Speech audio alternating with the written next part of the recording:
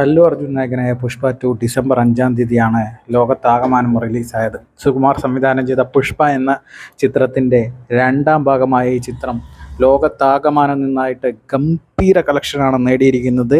First day തന്നെ ചിത്രം world വൈഡായിട്ട് 270 കോടിയാണ് നേടിയിരിക്കുന്നത്. ഒരു ഇന്ത്യൻ ചിത്രം നേടുന്ന ഏറ്റവും വലിയ ഫസ്റ്റ് ഡേ കളക്ഷനാണ് പുഷ്പ നേടിയിരിക്കുന്നത്. നോർത്ത് ഇന്ത്യയിൽ നിന്ന് ചിത്രം നേടിയിരിക്കുന്നത് 80 കോടിക്ക് മേലെയാണ്. കേരളത്തിൽ നിന്ന് ചിത്രം നേടിയിരിക്കുന്നത് 6,35,00,000 രൂപയാണ്. 2017 ബാഹുബലി 2 എന്ന ചിത്രത്തിലൂടെ പ്രഭാസ് ഇട്ട റെക്കോർഡാണ് അല്ലു അർജുൻ ഈ ചിത്രത്തിലൂടെ മറികടന്നിരിക്കുന്നത്. കേരളത്തിൽ 2024 ഏറ്റവും കൂടുതൽ ഫസ്റ്റ് ഡേ കളക്ഷൻ നേടുന്ന ചിത്രവുമായിട്ട് പുഷ്പ 2 മാറിയിരിക്കുകയാണ്. തമിഴ്നാട്ടിൽ നിന്ന് 11 കോടി രൂപയാണ് ചിത്രം ഫസ്റ്റ് ഡേ കളക്ട് ചെയ്തിരിക്കുന്നത്.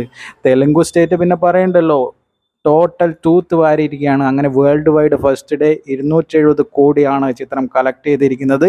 ഒരു ഇന്ത്യൻ ചിത്രം നേടുന്ന ഏറ്റവും വലിയ കളക്ഷനുമായി അല്ലു അർജുൻ നായകനായ സുകുമാർ സംവിധാനം ചെയ്ത പുഷ്പ 2 എന്ന ചിത്രം കളക്ഷൻ റെക്കോർഡുകൾ ഭേദിച്ച് മുന്നേറിക്കൊണ്ടിരിക്കുകയാണ്.